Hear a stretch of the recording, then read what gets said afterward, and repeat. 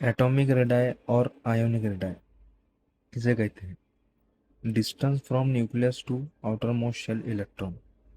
अब जो एक एटम होता है उसकी न्यूक्लियस होता है, उसके अंदर शेल्स होते हैं जिसके अंदर उसके इलेक्ट्रॉन डिस्ट्रीब्यूट होते हैं। तो ये कंसिडर कीजिए कि ये अपने एटम का न्यूक्लियस है। तो यहाँ से न्यूक्लियस से आउटर मोस्ट शेल इलेक्ट्रॉन जो इसका सबसे आखिरी वाला शेल होगा, हमें लेना है इसका ये एम शेल है। तो ये एम शेल में उसके जो भी इलेक्ट्रॉन होंगे, तो ये न्यूक्लियस से तो इसकी ये आउटर मोस्ट शेल के अंदर जो इलेक्ट्रॉन है, यहाँ से यहाँ तक के डिस्टेंस को क्या कहते हैं? एटॉमिक रेडाई या फिर आयोनिक रेडाई। अगर एटम्स का है तो वो एटॉमिक रेडाई है, और अगर आयंस है, आयंस बोले तो एक तो कैटायन या फिर एनायन। एनायन के अंदर अगर है या कैटायन के अंदर है तो वो हो गया आयोनिक रेडाई। इसके अंदर कुछ पॉइंट्स है कि समझ लेना। When we move from left to right in a period, following things happen. अब अपना जो पीरियोडिक टेबल है, तो अपन उसमें लेफ्ट से राइट की तरफ जाए तो क्या होता है? ये जो एटॉमिक रेडाई है और आयनिक रेडाई है वो क्या होता है? डिक्रीज होता है।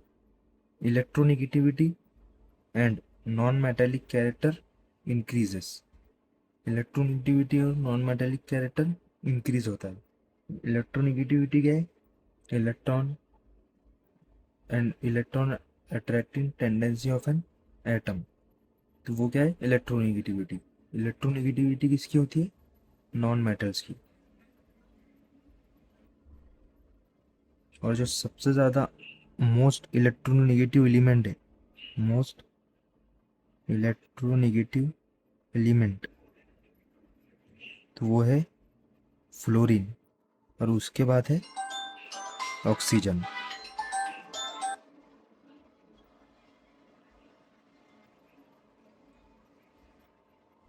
और जब अपन when we move from left to right in a periodic table और इन अ प्लेट, तो क्या होता है? इलेक्ट्रोपॉजिटिविटी और नॉन मेटेलिक कैरेक्टर क्या होता है? डिक्रीज होता है। इलेक्ट्रोपॉजिटिविटी क्या है? इलेक्ट्रोपॉजिटिविटी रहती मेटल्स की, मतलब वो इलेक्ट्रॉन क्या करते? डोनेट करते। मेटेलिक कैरेक्टर क्या है? कि वो कैटायंस फॉर्म करते। और नॉन मेटेलिक कैरेक्टर ये है कि वो एनायंस फॉर्म करते, मतलब इलेक्ट्रॉन गेन करते। When we move from top to bottom in a group, following things happen. जो हॉरिजेंटल रोज होते हैं वो क्या होते हैं? परेड्स होते हैं। तो उसमें अपन कहाँ से लेफ्ट से राइट जाते हैं। और जो वर्टिकल कॉलम्स होते हैं वो ग्रुप्स होते हैं, तो उसमें अपन टॉप टू बॉटम आते हैं। तो जब अपन टॉप टू बॉटम आते हैं ग्रुप्स के अंदर, तो क्या होता है? इसका यहाँ पर जो होता है इसका उल्टा इधर होता है। यहाँ पर एटॉमिक और आयोनिक रिजल्ट डिक्रीज हो रहा, तो यहाँ इंक्रीज होगा। यहाँ इलेक्ट्रोनिगेटिविटी और नॉन मेटेलिक कैरेक्टर इंक्रीज हो रहा, तो यहाँ डिक्रीज होगा। यहाँ इलेक्ट्रोनिगेटिविटी इलेक्ट्रोपॉजिटिविटी और मेटेलिक कैरेक्टर डिक्रीज हो रहा, तो यहाँ पर इंक्रीज होंगे। ग्रेडेशन इन हेलोजन फैमिली। हेलोजन फैमिली क्या है? ग्रुप 17 के एलिमेंट जो है उन्होंने कहते हैं हेलोजन फैमिली। ग्रेडेशन किसे कहते हैं? चेंजेस को। इसका जर्नल फार्मूला जो है क्या है? X2। एक्स बोले तो अपन सपोज करें उसको अपन लिखते Cl2 Br2, chlorine, bromine, fluorine रहा तो F2, आयोडीन रहा तो I2। मतलब ये जो है डायटोमिक आयंस है, डायटोमिक मॉलिक्यूल्स है। मतलब ये हमेशा दो एटम में रहते हैं, मतलब I+I, I2। जो ऑक्सीजन है वो भी हमेशा 2 में होता है। अपन जब रिएक्शन कराते हैं H2 भी 2 में होता है। तो ये सब क्या है? डायटोमिक मॉलिक्यूल्स है। When we move down the group, changes occur in physical state. अब जब अपन ग्रुप के अंदर टॉप से बॉटम की तरफ आते हैं तो इनकी जो फिजिकल स्टेट में चेंज होता है। आपको कैसा? फ्लोरीन सबसे पहला वाला हेलोजन फैमिली का एलिमेंट, और दूसरे वाला क्लोरीन, ये दोनों क्या होते हैं? गैस होते हैं। फिर इनके बाद जो आता है ब्रोमीन, ब्रोमीन क्या होता है? लिक्विड। फिर इसके बाद जो आता है आयोडीन, आयोडीन क्या होता है? सॉलिड होता है। ये ऐसी ही जर्नल इन्फॉर्मेशन है, ये एग्जाम में पूछी अभी तक तो नहीं गई है, लेकिन अपन ऐसे ही देख ले रहे हैं कि एस ब्लॉक में जो ग्रुप 1 है उसमें जो एलिमेंट्स उन्हें अल्कली मेटल्स कहते, जो ग्रुप 2 के उन्हें अल्कलाइन अर्थ मेटल कहते। जो पी ब्लॉक है, पी ब्लॉक के अंदर जो ग्रुप आते हैं तो ग्रुप 13 to 18 पी ब्लॉक के अंदर आते हैं।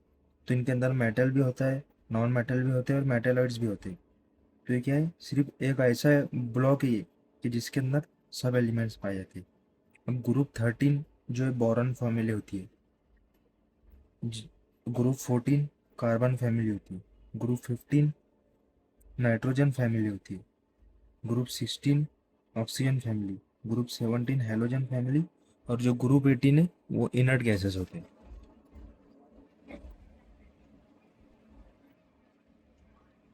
डी ब्लॉक के अंदर आते हैं ग्रुप 3 टू ग्रुप 12। इसके अंदर होते हैं ट्रांजिशन एलिमेंट। ट्रांजिशन बोले तो जिसकी प्रॉपर्टी चेंज होती है, ट्रांजिशन ट्रांसफर होती है। क्या है, because their properties lie between reactive S block and covalent P block. F block क्या है, लेंथेनाइड्स और एक्टिनाइड्स होते हैं इसके अंदर, जो सबसे लास्ट के अंदर होता है। ये इसी फार्मूले है। इलेक्ट्रिक पावर का फार्मूला क्या है, तो वी आई है। कभी कभी इस पे एग्जाम्पल सॉल्व करने आते हैं। जूल्स लॉ ऑफ हीटिंग क्या है, H is equal to I square R T है। ये कार्बन डेटिंग जो है ये हेरिडिटी इवोल्यूशन चैप्टर के अंदर है, तो वही चैप्टर भी आपको पढ़ लेना है। हेरिडिटी और इवोल्यूशन 10th का फर्स्ट चैप्टर ये बायोलॉजी पार्ट 2 के अंदर का। तो देखते हैं अब अपन ऑर्गेनिजम्स के जो ग्रेड ऑफ ऑर्गेनाइजेशन होते हैं उस पे ज़रा हाइलाइट्स करते हैं अपन, कि जो उसके अंदर ऑर्गेनाइजेशन होता है वो दो किस्म का होता है, एक सेलुलर ग्रेड और एक टिश्यू ऑर्गन ग्रेड। अब सेलुलर ग्रेड के अंदर क्या होता है कि ये जो एलिमेंट्स है एनिमल से या फिर ऑर्गेनिज्म से जो भी है, तो ये होते तो है मल्टी सेलुलर, लेकिन जो इनके सेल्स है वो टिश्यू और ऑर्गन्स फॉर्म नहीं करते हैं। नॉर्मली क्या होता है कि जो सेल्स है वो टिश्यू फॉर्म करते हैं और टिश्यू मिलके ऑर्गन्स फॉर्म करते हैं, वो ऐसे से पूरी बॉडी बनती है। लेकिन इनके अंदर जो है सेल्स टिश्यू फॉर्म नहीं करते, तो जाहिर सी बात है कि ऑर्गन भी फॉर्म नहीं होंगे।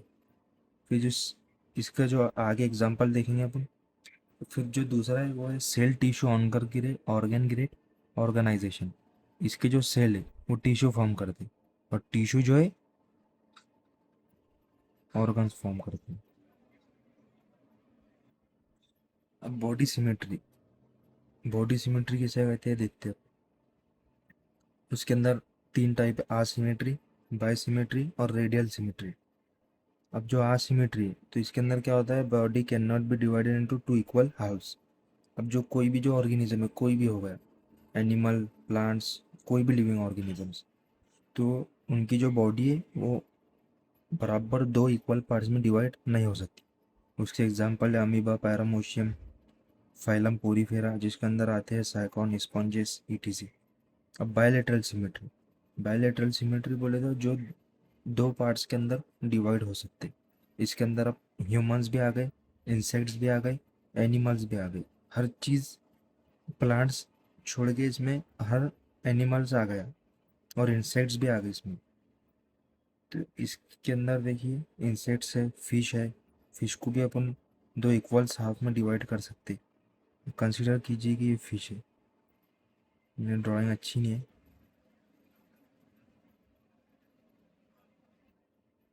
तो ये फिश को अपन दो इक्वल हाफ में डिवाइड कर सकते।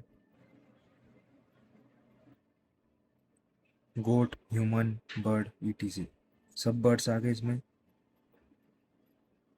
फिर जो नेक्स्ट सिमेट्री हो गया है रेडियल सिमेट्री। अब इसके अंदर क्या होता है, can be divided into two equal halves by 5 planes.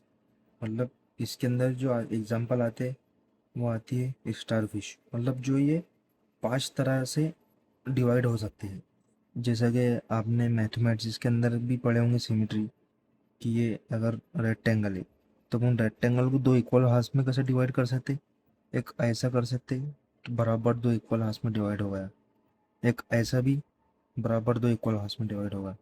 जो स्क्वायर है, स्क्वायर जो है उसकी जो लाइंस ऑफ सिमेट्री स्क्वायर की कितनी होती है 4, क्योंकि इसको अपन 4 तरीके से डिवाइड कर सकते हैं टू इक्वल हार्म्स में, एक ऐसा, एक ऐसा, एक ऐसा और एक ऐसा। जो सर्कल है, अगर तो सर्कल की तो अनलिमिटेड होती है, कितनी भी अपन कितना भी इसको डिवाइड करें, अगर सेंटर से पास करके तो वो बराबर टू इक्वल हार्म्स में डिवाइड हो जाता है। जम लेयर क्या है? जम लेयर जो है स्किन है। स्किन बोले तो इसके अंदर दो टाइप्स आती है, एक डिप्लोप्लास्टिक, एक ट्रिप्लोप्लास्टिक प्लास्टिक। डिप्लोप्लास्टिक में क्या होती है, 2 लेयर्स होती है, और ट्रिप्लोप्लास्टिक में क्या होती है, 3 लेयर्स होती है। 3 लेयर्स ह्यूमंस, अपने जो ह्यूमंस है अपने अंदर 3 लेयर है, जो एक आउटर रहती, एक मिडल रहती है और एक इनर। जिसको इन जो इनर लेयर रहती है उसे एंडोडर्म कहते हैं, जो मिडल रहती है उसे मेसोडर्म, और जो आउटर रहती है उसे एक्टोडर्म कहते हैं। अब ये बॉडी कैविटी किससे कहते हैं? कैविटी बोले तो जो कैविटी उसको कहते हैं, मतलब जो स्पेस होती है बॉडी के दरमियान, जो इंटरनल ऑर्गन्स के दरमियान जो स्पेस होती है उसे बॉडी कैविटी कहती है, उसे कोइलम कहते हैं। तो क्या है ये, इसके अंदर 3 टाइप से, एक यूकोलोमेट, एक सीडोकोलोमेट और एक एक्लोमेट। इसके अंदर जो बॉडी कैविटी होती है, ट्रू बॉडी कैविटी, मतलब एकदम रियल में होती है बॉडी कैविटी, जिसे ऑब्जर्व किया जाता है। इसके अंदर जो होती है नॉट फॉर्म कंप्लीटली। सीडो कोलोमेट मतलब जो है, सीडो का मतलब क्या होता है, फॉल्स, मतलब ये जो कंप्लीटली इसमें कैविटी जो है फॉर्म नहीं होती। और 1 किलोमेट बोले तो इसके अंदर बॉडी कैविटी के अंदर बॉडी कैविटी नहीं होती इंटरनल ऑर्गन्स के बीच में। अब आप यहाँ पर देखेंगे कि जो किंगडम है, किंगडम मैमिलिया जो है, उनकी जो बॉडी ऑर्गेनाइजेशन है, एक जो सेलुलर ग्रेड है और एक टिश्यू ऑर्गन ग्रेड है। तो जो बॉडी ऑर्गेनाइजेशन,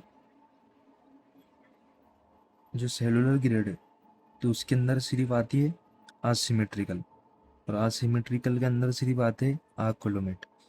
आकुलोमेट, असिमेट्रिकल और सेलुलर ग्रेड ऑर्गेनाइजेशन, इसके अंदर जो फाइलम आता है वो होता है फाइलम पोरीफेरा।